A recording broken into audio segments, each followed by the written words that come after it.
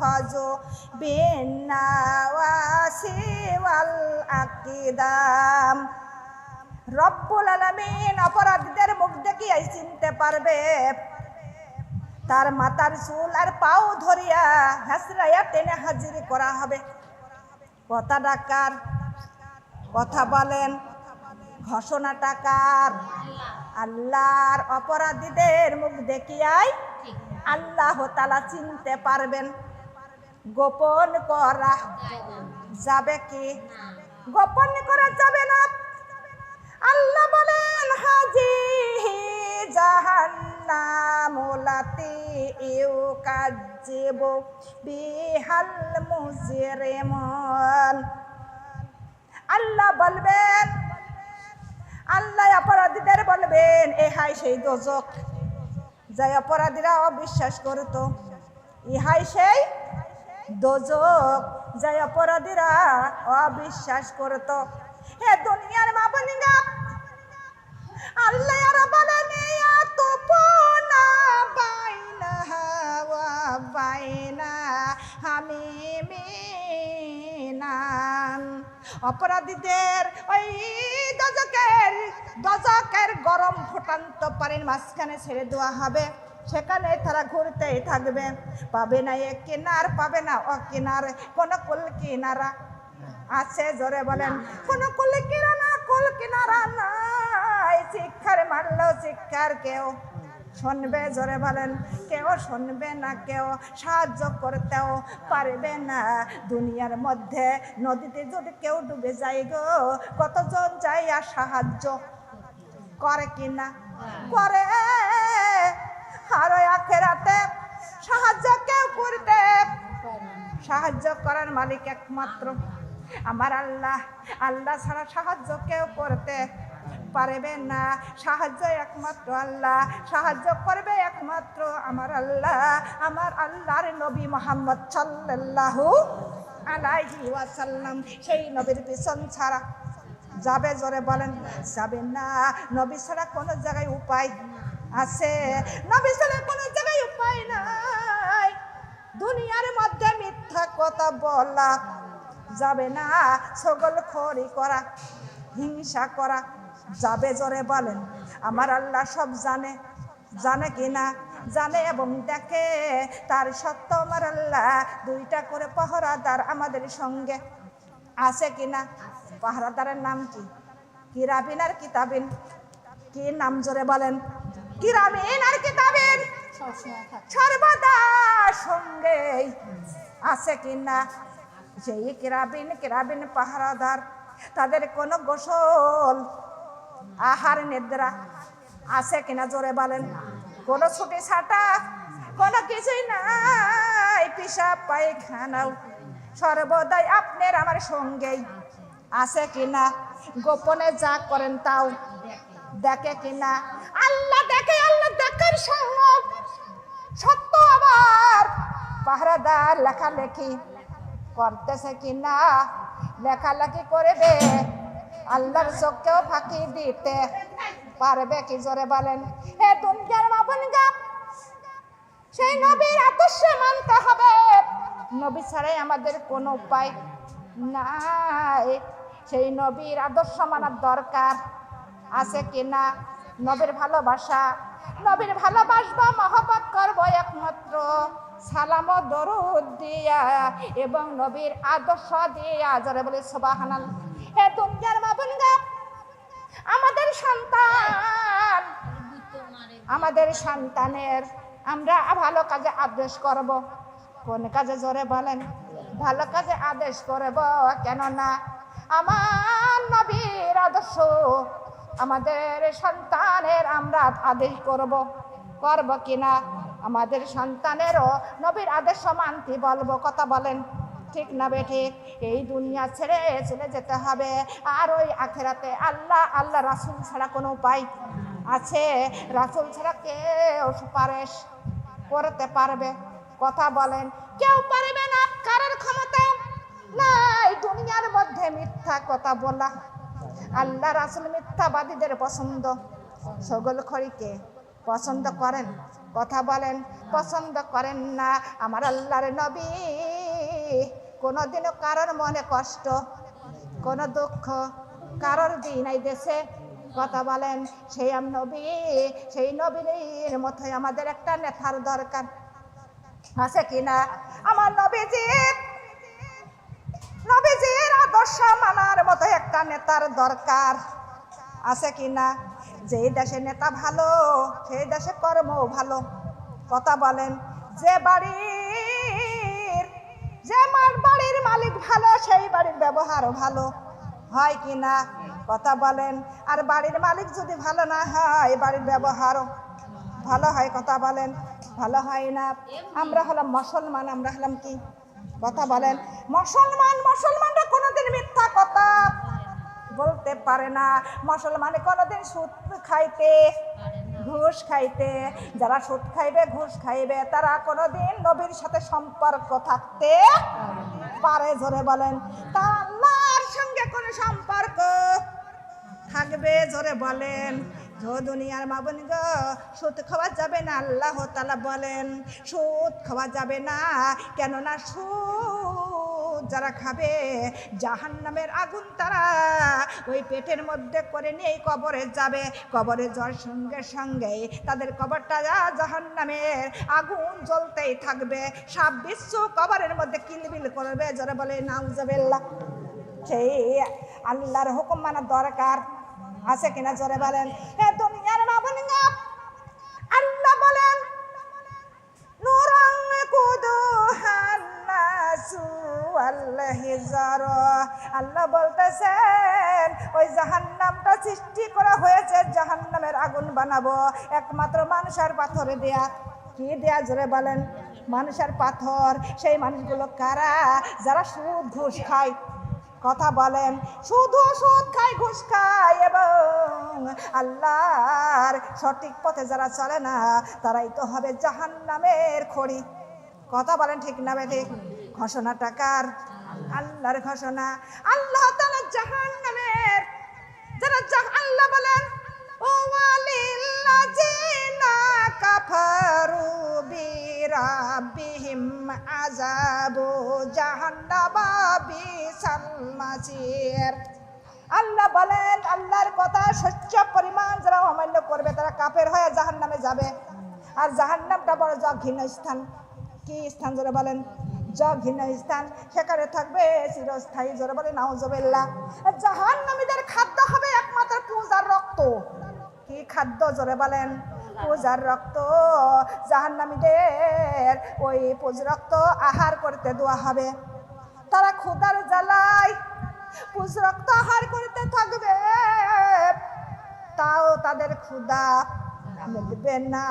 তখন জাক্কাম নামের একটি গাছ তাদেরকে খাইতে দেওয়া হবে, আহার করতে দেওয়া হবে। সেই গাছটা ক্ষুধার জ্বালায় আহার করতে থাকবে, সঙ্গে সঙ্গে তাদের গলার মধ্যে যে আটকে যাবে। উপরের দিকে উঠবে না, নিচের দিকে নামবে না। সেই গাছটার নাম কি? জাক্কাম গাছ। সেই গাছের পাতা এমন তিতা, আল্লাহ রাসূল বলে ওই জাক্কাম গাছের যদি সহ্য পরিমাণ ছাল যদি কোনো সাগরে ফেলে দেওয়া হতো সমস্ত সাগরের পানি তিতা তিতা হয়ে যেত। এ দুনিয়ার মা বোনগণ, জাহান্নামের বড় কষ্ট। আর জাহান্নামটা আগুনে পরিণত করা। জোরে বলে নাউজুবিল্লাহ। জাহান্নামে কি কেউ চাইতে চাই? জোরে বলেন। জাহান্নামটা সৃষ্টি করা হয়েছে একমাত্র শয়তানের জন্য, একমাত্র আল্লাহ সৃষ্টি করেছেন কাফেরদের জন্য, মুনাফিকের জন্য। কথা বলেন, ঠিক না বেঠিক? এই মুসলমানের জন্য নয়, মুসলমানের জন্য। কথা বলেন। সেই মুসলমান আমরা মুসলমান হইয়া নামাজ পড়ি না, মুসলমান হয় আমরা আল্লাহর চিনি না, আল্লাহ রাসূলের আদর্শ মানি না। মুসলমান হইয়া আমরা আল্লাহর কোরআনের অনুযায়ী চলি না। কথা বলেন, ঠিক না বেঠিক? দুনিয়ার মা বোনগণ, আল্লাহ তাআলা কোরআন কারীমের মধ্যে ঘোষণা করেছেন নিল্লাযী জামাআ মালা ওয়া দায়া সাবু আন্না মালাহু আকলাদা কাল্লা লা ইউম্বা জান্না ফিল হুতামা ওয়া মা আদরাকা মাল হুতামা নারুল্লাহি মুকাদাতুলাতি তাতালিউ আল আফিদা আল্লাহ তাআলা কুরআন কারীমের মধ্যে জাহান্নামের বর্ণনা দিয়েছেন। সূরা হুমাযার মধ্যে আল্লাহ বলেন ওই জাহান্নামের আগুন বেশি করে জ্বালানো হয়েছে এবং সেই আগুন এমন ভাবে জ্বালানো হয়েছে যে গেরেশ করতেও পারে। গেরেশ মানে কি? কথা বলেন। গেরেশ মানে গিলে খাইতেও পারে। জাহান্নাম এর আগুন এমন কি বেশি করে জ্বালানো হয়েছে। এ দুনিয়ার মাবুন গো, জাহান্নামের আগুন এই দুনিয়ার আগুন নয়, দ্বিগুণ দুনিয়ার কাঠপাটের আগুন যদি জ্বালাইয়া দাও আর ওই জাহান্নামের সহ্য পরিমাণ আগুন, ওই সমস্ত কাঠপাটের আগুন তার কাছে ঠান্ডা। জোরে জোরে বলি সুবহানাল্লাহ। হে দুনিয়ার মাবুন গো, সেই জাহান্নামের আগুনকে ভয় করো, কেননা সেই জাহান্নামের আগুন গেরেশ করতে পারে। সেই আগুনের ক্ষমতা দিয়েছেন কে? কথা বলেন, কে ক্ষমতা দিয়েছে? ক্ষমতা দিয়েছে আমার আল্লাহ। সেই জাহান্নামের বর্ণনা সূরা হুমাযাতের মধ্যে আল্লাহ দিয়েছেন। হে দুনিয়ার মাবুন গো, জাহান্নামের আগুন দাউ দাউ করে জ্বলতেই থাকবে। একবার না, দুইবার না, বারে বার পোড়াইয়া কয়লা করবে, আবার জীবিত করবে। ওখানে মৃত্যু হবে না, জীবিত কেউ থাকবে না। এ দুনিয়ার মাবুন গো, তখন জাক্কাম গাছ যখন গলার মধ্যে আটকে যাবে, তখন পানি পানি বলে কান্না শুরু করবে, পানি পানি বলে চিৎকার মারবে। তখন ফুটফুটান্ত গরম পানি তার পেয়ালা ভরে তার হাতে দেওয়া হবে। ওই গরম পানি তার মুখের গড়ে না নিতে নিতে সমস্ত শরীরের গোশত খসে খসে পড়ে যাবে। দুনিয়ার মাবুন গো, শিক্ষার মারতে থাকবে। পানি খাওয়ার কোনো উপায়? পানি পানি আহার করার মালিককে? কথা বলেন। তৃষ্ণা মেটানোর মালিকটাকে? আমার রাব্বুল আলামিন ঘোষণা করেছে, আল্লাহ রাসূল বলেছেন, মুমিন ও মুমিনাতার মৃত্যুর সময় একটু এক ঢোক পানি তাদের পান করাইয়া দেওয়া হবে। তার কাল কিয়ামত পর্যন্ত, তার হাসরের মাঠ পর্যন্ত তার কোনো পানির পিপাসাও লাগবে না। জোরে জোরে বলে সুবহানাল্লাহ। মুমিন ও মুমিনাতা হইতে টাকা পয়সা কিছুই লাগবে? জোরে বলেন। হে দুনিয়ার মাবুন গো, কিছুই লাগে না, লাগে শুধু ঈমান। সেই জাহান্নামকে ভয় করো। আমরা মুমিন হয়ে কবরে যাব। দুনিয়ার মাবুন গো, যখন একটা যদি ভুল করেও যদি একটা গুনাহ করে ফেলা দেন, সঙ্গে সঙ্গে আল্লাহর কাছে তওবা করে নেন। আল্লাহর কাছে তওবা করেন, হে রাব্বুল আলামিন, আমরা কোনোদিন আর এমন ভুল এমন গুনাহ আর করব না। আল্লাহর কাছে অনুতপ্ত হন। আমার আল্লাহর কাছে অনুতপ্ত হয়ে খাস করে তওবা না করে কবরে যাওয়া। কবরে গেলে আর তওবা করার টাইম পাওয়া যাবে? জোরে বলেন। কবরের মধ্যে কয়দিন থাকবেন? কথা বলেন। এই দুনিয়ার মধ্যে 1 বছর, বছর গুনতে গুনতে আপনার 50, 60, 70, 100 বছর এই দুনিয়ার মধ্যে থাকবেন। তারপরে দুনিয়া থেকে বিদায় হতে হবে কিনা? জোরে বলেন। যখন বিদায় হয়ে যাবেন, 1 বছর, 2 বছর, 100 বছর এবং 1000 বছর, কোটি কোটি বছর ওই কবরের মধ্যে থাকবেন। কোনোদিন আর জীবনও ফিরে আসা যাবে? জোরে বলেন। ও দুনিয়ার মাবুন গো, যখন কবরেতে চলে যাবেন, আপনার টেনশন মুক্ত। কথা বলেন। কোন দুনিয়ার টেনশন, খাওয়ার কোনো টেনশন, শোয়ার কোনো টেনশন, আলো বাতাসের কোনো টেনশন, ছেলে মেয়ের টেনশন, কোনো টেনশন নাই কবরের মধ্যে। কবরের মধ্যে কোনো টেনশন নাই। একটা ঘুমেই মুমিন ও মুমিনাতা, একটা ঘুমে কিয়ামত হয়ে যাবে। জোরে জোরে বলি সুবহানাল্লাহ। থাকা লাগবে ইমান, আর থাকা লাগবে আমল। ইমান আমল থাকতে থাকতে আমাদের টাকা পয়সা কিছুই লাগবে না, লাগবে শুধু ইমান, আর ইমানের সঙ্গে আমল। এই দুইটা জিনিস থাকলে আর কিছু দরকার নাই। হে দুনিয়ার মা বোন গো, আর থাকা লাগবে আল্লাহর ভালোবাসা, থাকা লাগবে আল্লাহর রাসূলের ভালোবাসা, আল্লাহর মহব্বত। আমার আর আল্লাহর মহব্বত আমাদের উপরে, তার বান্দার উপরে থাকার দরকার আছে কিনা?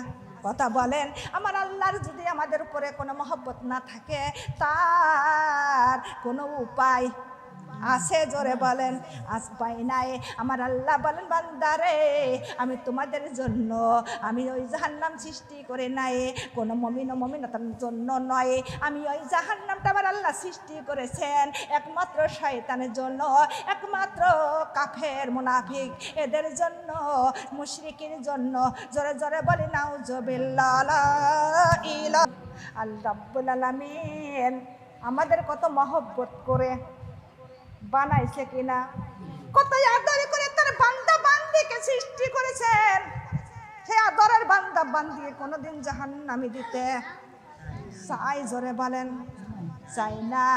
আমার আল্লাহ কত আদর করে মহব্বত করে মানুষকে বানাইলা, সেই বান্দা বান্দি কোনোদিন আমার আল্লাহ জাহান্নামে দিতে চান না। কেননা আমার আল্লাহ 100 ভাগ মেয়া করেছিলেন, 1 ভাগ মেয়া দুনিয়ার উপরে দিয়েছিলেন, আর 99 ভাগ মেয়া আমার আল্লাহ নিজেই রেখে দিয়েছেন। জোরে বলে সুবহানাল্লাহ। আল্লাহর তার বান্দার উপরে কত ভাগ মায়া? কথা বলেন, কত ভাগ? 99 ভাগ। আর 1 ভাগ মেয়া নিয়ে আমাদের স্বামী সন্তানের পরে কত মহব্বত, মা বাবার পর মহব্বত, ভাই বারাদার উপরে মহব্বত, প্রতিবেশী আত্মীয় স্বজনের উপরে মহব্বত আছে কিনা? আর আমার আল্লাহর 99 ভাগ মায়া। কয় ভাগ না জানি? আমার আল্লাহর তার বান্দা বান্দির উপরে কতই মায়া না, কতই না দয়া। জোরে বলে সুবহানাল্লাহ।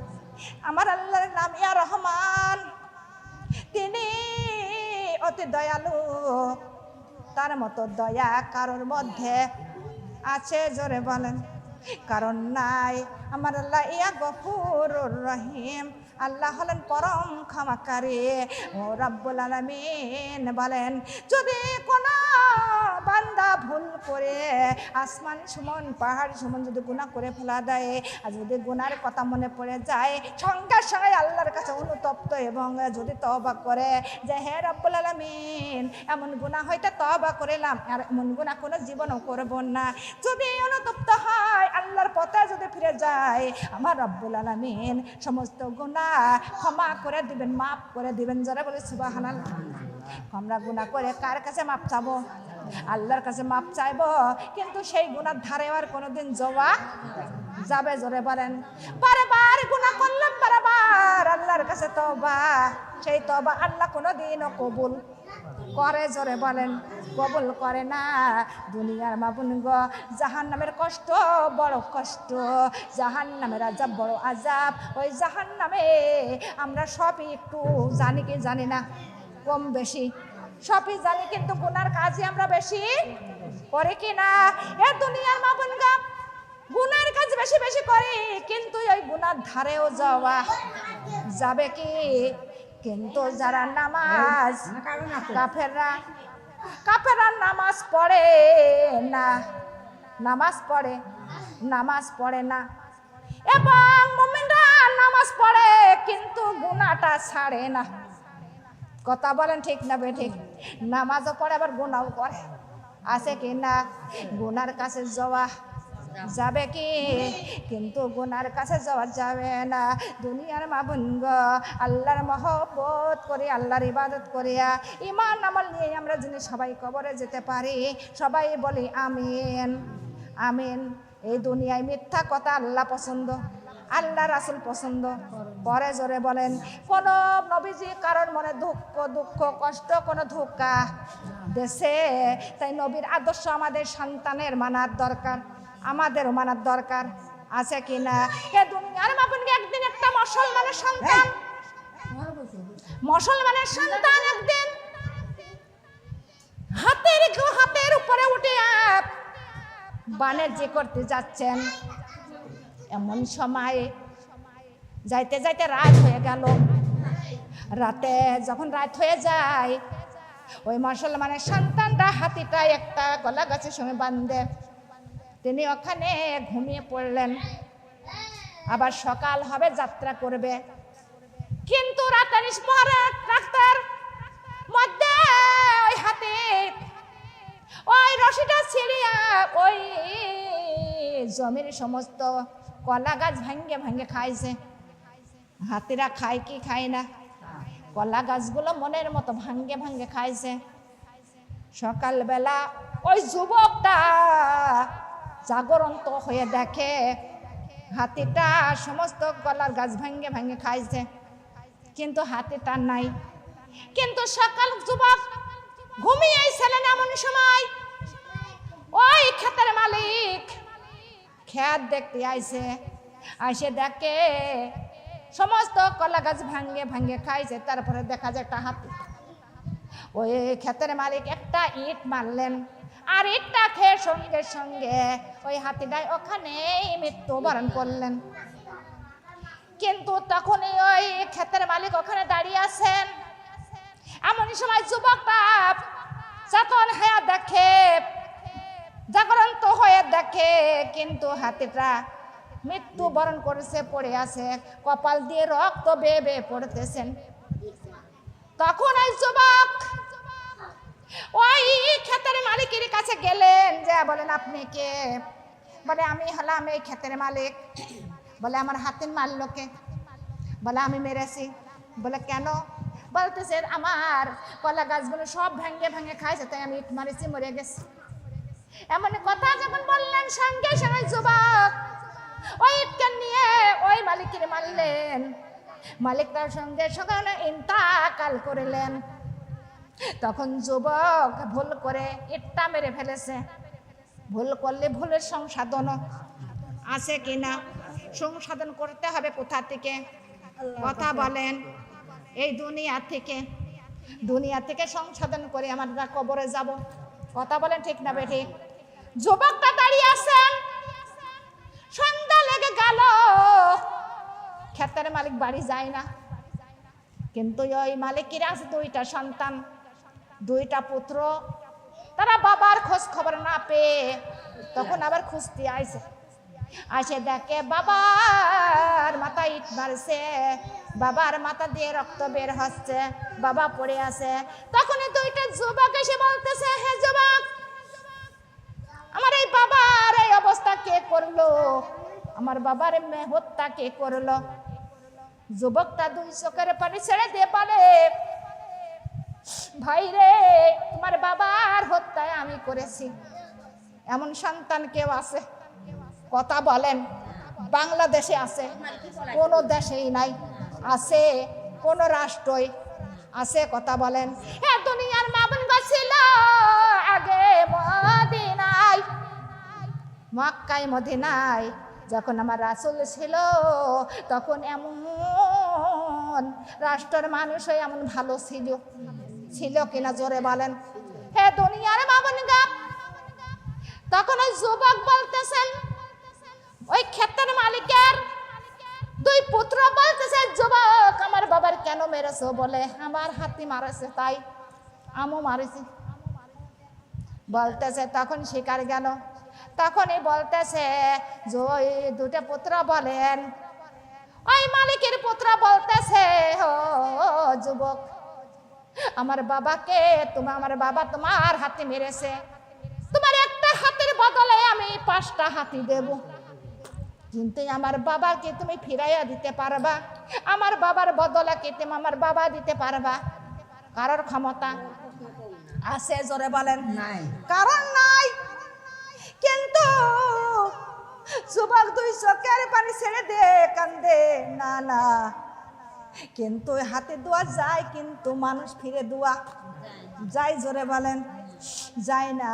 তখন ওই ক্ষেতের মালিকের দুই পুত্র ওই যুবকের হাতের হ্যান্ডক্যাপ দিলেন, দিয়ে বললেন, বিচার করবো, বাড়ি নিয়ে যা, বিচার করব। আমার রাষ্ট্রপতি রাষ্ট্রপতি কে ছিলেন? রাষ্ট্রপতি ছিলেন হযরত ওমর রাদিয়াল্লাহু তাআলা আনহু। জোরে জোরে বলি সুবহানাল্লাহ। ওমর ফারুকের নাম শুনেছেন? কথা বলেন। ওমর ফারুক রাষ্ট্রপতি, সেখানে নিয়ে গেলেন তার বিচার করার জন্য। বিচার হবে, তখন বিচারপতির সামনে নিয়ে গেলেন, সবাই সেখানে হাজির। তখন ওমর ফারুক বলতেছেন, হে যুবক, তুমি এই ক্ষেতের মালিকের তুমি কেন মেরেছো, হত্যা করেছো? বলে, আমার হাতিকে হত্যা করেছে তাই আমি হত্যা করেছি। তখন ওমর ফারুক বলতেছে, হে যুবক, তোমার একটা হাতের বদলে 5টা হাতে দোয়া হবে। তুমি কি এর যুবক এই ক্ষেতের মালিকের কি তুমি ফিরে দিতে পারবা, জীবিত করে দিতে পারবা? কিন্তু এর বদলে কি তুমি আরেকটা দিতে পারবা? বলেন না সম্ভব। কারণ কথা বলেন, কারো সম্ভব না। কিন্তু তখনই রায় দেওয়া হয়ে গেল যে এই যুবকের রায় দেওয়া হলো, তার হলো গর্দান ফাঁসি দেওয়া, মানে গর্দান দেওয়া হবে, ঘাড়ের দিকে তার মাথাটা কেটে আলাদা করে দেওয়া হবে। ওমর ফারুক এই রকমের রাজত্ব চালাইতেন। জোরে বলে সুবহানাল্লাহ। সেই রকম রাজত্ব চালানোর মতো কোন নেতা আছে? কথা বলেন। হে দুনিয়ার মাবুনগা, তার আপন নিজের সন্তান ওমর ফারুক নিজের সন্তানকে হত্যা করেছিলেন। এমনকি সে নেশা করেছিল। একজন বলতেছে, ওমর ফারুক তোমার সন্তান নেশা করেছে। তাই এমন কথা শুনে সন্তানের বিচার করলো। বিচার করা হলো সন্তানের 101টা ডুরা মারা, চাবুকের আঘাত দেওয়া। কিন্তু 101টা ডুরা মারতেছে এবং চাবুক মারতেছে। কিছু চাবুক বাকি থাকতে সন্তান ইন্তেকাল করলো। দুনিয়ার মাবুনগ, সন্তানের ওমর ফারুক সন্তানকে দাফন করলেন। দাফন করার পর সন্তানের কবরের পরে সেই কয়টা চাবুকের বাড়ি দিয়া কিন্তু সেই প্রতিশোধ নিলেন। জোরে বলে সুবহানাল্লাহ। বাড়িতে চলে আসলো ওমর ফারুক। বাড়িতে এসে ছেলের সন্তানের বিছনায় যায়, সন্তানের ওই বিছনা খেতাগুলো বুকের মধ্যে করে নিয়ে কাঁদতেছে। ওমর ফারুকের বিবি বলতেছেন, স্বামী এখন কিসের জন্য আপনি কাঁদতেছেন, কার মায়ায়? আপনি তো নিষেধ করেছিলাম পেটের সন্তান, জন্ম দেওয়ার সন্তান ভুল করেছে কিন্তু ক্ষমা করেন, আপনি তো করলেন না। সন্তানকে আপনি হত্যা করে দিলেন, আবার কার মেয়ে কাঁদতেছেন? ওমর ফারুক বলতেছে, বিবি যখন আমি মেরেছিলাম, হত্যা করেছিলাম, তখন অপরাধীকে আমি হত্যা করেছি, আর এখন আমি কাঁদতেছি আমার সন্তানের মায়ায়। কিন্তু যখন সন্তান কোনো কেউ অপরাধ করে আর অপরাধীর উপরে কোনো মায়া দয়া থাকতে পারে না, কিন্তু তখন ছিল তিনি অপরাধী, আর এখন আমি সন্তানের মায়ায় কাঁদতেছি। জোরে বলে সুবহানাল্লাহ। হে দুনিয়ার মা বোনগো, তার রায় দেওয়া হয়ে গেল, তার আর গর্দান দেওয়া হবে জুম্মার দিনে। জুম্মার নামাজের পর তার গর্দান দেওয়া হবে। রায় হয়ে গেল। তখন ওই যুবক বলতেছে, আমার 3 দিনকার সময় দিতে হবে। কয়দিন? কথা বলেন। 3 দিনকার সময় দিতে হবে। 3 দিন পরে আমি ফিরে আসব। কিন্তু সবাই বলতেছে, না সময় দেওয়া যাবে না, সময় দিলে কোনোদিন ফিরে আসবে না। ওর বাড়ি হলো মদিনার থেকে 300 মাইল দূরে, আর 300 মাইল দূরের থেকে কোনোদিন ফিরে আসবে না, কিন্তু ছেড়ে দেওয়া যাবে না। যুবক কাঁদতেছেন, আমার ছেড়ে দাও, আমার যাইতে দাও, 3 দিনকার সময় দাও, আমি চলে আসব। আমি হলাম মুসলমানের সন্তান। কার সন্তান? মুসলমানের সন্তান। আমার কথার মূল্য আছে, আমি আসব। তখন সবাই বলতেছে না যেতে দেওয়া যাবে না, আর ফিরে আসবে না। এমন সময় উসমান বলতেছে, কিন্তু একে তোমরা যেতে দাও, সে চলে আসবে, এমন করে বলতেছে, হয়তো আসবে। তখন সবাই বলতেছে, হ্যাঁ উসমান গনি, তুমি এমন কথা বলতেছ, যদি এই ছেলে জামিনদার যদি তুমি হতে পারো খালি ছেড়ে দেব, কিন্তু বুঝেছো জামিনদার হও, এ যদি ফিরে নাই আসে তোমার এই গর্দান তোমাকে দেওয়া হবে, কিন্তু এই যে বুঝে সুঝে তুমি জামিনদার হও। উসমান গনি তখন বলতেছে, হ্যাঁ এই ছেলে যদি, এই যুবক যদি ফিরে নাই আসে, আপনারাই আমাকে গর্দান দিয়ে দিবেন, কিন্তু আমি এর জামিনদার হয়ে গেলাম। উসমান গনি জামিনদার হইয়া যুবককে তখন বিদায় দিলেন। যুবকের একটা ঘোড়া দেওয়া হলো, ঘোড়ার উপরে উঠে যুবক মার শবদে তিনি দেশের বাড়িতে চলে গেল। দেশের বাড়িতে কেন গেল? দেশের বাড়ি থেকে একটা ইহুদির কাছ থেকে কিছু টাকা ধার করে আনছিলেন, কিন্তু তখন ওই যুবক বলে, আমার যদি হত্যা করে দেয়, আমি যদি এখানে মৃত্যুবরণ করি, আমার দেশের লোক কেউ জানবে না। এহুদু মনে বলবে, মেহুদু বলবে একটা মুসলমানের সন্তান হ্যাঁ আমার কাছে টাকা ধার করেছে, কিন্তু আমার আমার টাকাগুলো না দিয়ে তিনি মুসলমান হইতে পলাইছে। মুসলমানের কোনো জবানের কোনো দাম, কোনো মূল্য নাই, তাই আমার দেশে যেতেই হবে। এই কথা বলে যুবকের যখন ছেড়ে দেওয়া হলো, যুবক মারে শবদে বাড়িতে চলে গেল। যাওয়ার পরে মার কাছে, বাবার কাছে সমস্ত কথা খুলে বলল যে, মা গো তুমি আমার বিদায় দাও, আমি এমন অপরাধ করেছি, আমার এই রায় হয়েছে, কিন্তু ওমর ফারুকের হাত থেকে কেউ বাঁচতে পারে না। কিন্তু এমন সময় মা বলে, বাবা কেন্দে বলে, সন্তান রে, মদিনা থেকে 300 মাইল দূরে, কিন্তু তোমার খোঁজ কেউ নিতে পারবে না, কেউ নিতেও আসবে না, ওখানে তুমি যেও না। বাবা বলে, মা বলে, যুবক বলে, না কিন্তু আমি কথা দিয়েছি, আমি হলাম মুসলমানের সন্তান, মা গো এই দুনিয়াতে যা অপরাধ করেছি ফয়সালাও হবে দুনিয়াতে, আখিরাতে কোনো ফয়সালা নাই, ফয়সালা করব দুনিয়ার মধ্যে।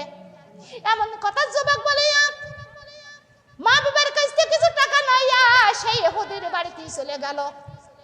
ইহুদির বাড়ি যাইয়া ইহুদিকে ডাক দিলেন, ডাক দিয়া তার টাকাগুলো পরিশোধ করলেন। পরিশোধ করে আবার মা বাবা তো সুজনের কাছে বিদায় নিয়া তিনি আবার পথে রওনা হয়ে গেল। মার বাড়ি শবদে যাইতেছে, জুম্মার দিন হয়ে গেল, কিন্তু যুবক তো আর আসে না। জুম্মার দিনে তার নামাজ শেষ হলো, খুতবা পড়া শুরু করে দিয়েছেন, নামাজ শেষ, মুনাজাত শেষ হয়ে গেল, তাও ওমর ফারুকের কোনো, ওই যুবকের কোনো খোঁজ খবর নাই। সবাই বলতেছে, ওমর ফারুক বলে, যুবকের তো আর কোনো খোঁজ খবর নাই। সবাই বলতেছে ওই যুবক আর ফিরে আসবে না, মতের বড় একটা মরণের ভয় সবার মধ্যে আছে কিনা, আর দুনিয়ার মধ্যে সব ভয়ছে, কিন্তু মরণের ভয়ের মতো কোনো ভয় আছে জোরে বলেন নাই। এ দুনিয়ার মাবনগা কোনো ভয়ের মতো আর কোনো ভয় নাই। কিন্তু তখনই সবাই ওই রাস্তা তাকিয়ে আছে, কেননা যুবক যদি নাই আসে রে উসমানের হত্যা করা হবে। কিন্তু সবার চোখে পানি, সবাই কাঁদতেছে, আর সামান্য একটু সময় এর মধ্যে যদি নাই আসে উসমান গনির কিন্তু হত্যা করা হবে, তাই বলে সবাই হাই মাই করে কাঁদতেছেন। এমন সময় দেখে রে রাস্তার উপরে কেউ নাই, কারো দেখাও যায় না। উসমান গনির তখন হত্যা করার জায়গায় নিয়ে যাওয়া হলো, গর্দান দর জায়গায় নিয়ে যাওয়া হলো, তার ওই মুখটা ঢেকে দেওয়া হলো, চোখটা বান্ধা হলো। তার ঘাড়ের উপরে ওমর ফারুক, তার ঘাড়ের উপরে যখন তরবারিটা ধরলো, এমন সময় সবাই কাঁদতেছে। যখন দেখতে পারে রে ওই যুবক মার শব্দে আসতেছেন, যুবকটা হাত উঁচু করে বলে, আমি এসে গেছি, আমি এসে গেছি। তোমরা আমার যে জামিনদার হয়েছে তার তোমরা হত্যা করে না, আমি এসে গেছি। কেননা আমি হলাম মুসলমানের সন্তান। জোরে জোরে বলি সুবহানাল্লাহ। ওমর ফারুক সঙ্গে সঙ্গে উসমান গনিকে দাঁড় করানো হয়ে গেল। তখন যুবক মার শব্দে চলে আসলো, আসিয়া সালাম দিলেন। সালাম দিয়ে বলতেছে, হে তাজিরা শুনে নাও, হে মদিনার লোক শুনে নাও, আমি হলাম একটা মুসলমানের সন্তান। আমার জবানের মধ্যে কোনো ভুল থাকতে পারে না। মুসলমানের সন্তানের জবানের মূল্য থাকা লাগবে। মুসলমানের সন্তান কোনো মানুষের কষ্ট দিতে পারে না, ধোঁকা দিতে পারে না। আল্লাহ তাআলা মুসলমানকে এমন সম্মান দিয়েছেন, এমন সম্মানিত করেছেন। মুসলমানের জন্য আল্লাহ তাআলা একটা না দুইটা না ওরে 8টা জান্নাত সৃষ্টি করেছেন। জোরে বলি সুবহানাল্লাহ। কার জন্য? জোরে বলেন। মুসলমানের জন্য জান্নাত সৃষ্টি করেছেন। যখন এই যুবক চলে আসলো, তখনই সবার চোখে আবার পানি আর পানি। কেমন সন্তান যে আবার ফিরে এসেছে, তার কি মরণের ভয় নাই? কিন্তু তখনই ওই যে ক্ষেতের মালিকের 2টা পুত্র দৌড়াই এসে বলতেছে, নেতাজি, আমার বাবার হত্যাকারী এই যুবকের আমরা 2 ভাই সব ক্ষমা করে দিলাম। জোরে জোরে বলে সুবহানাল্লাহ। কেননা এমন মুসলমানের সন্তান কোনদিন চোখে নজরে পড়ে না। কিন্তু কেমন মুসলমান এমন ভুল করে হয়তো আমার বাবার হত্যা হয়ে গেছে, কিন্তু তার কি কোনো মরণের ভয় নাই। কিন্তু বাড়িতে গেল, আবার সে ফিরে চলে আসলো। সেই ওই ক্ষেতের মালিকের 2টা পুত্র কেন্দে বলে, ও মদিনার লোক শুনে নাও, আমরা 2টা ভাই ছিলাম, আজকে থেকে আমরা 3 ভাই হয়ে গেলাম। লা ইলাহা কালিমা লা ইলাহা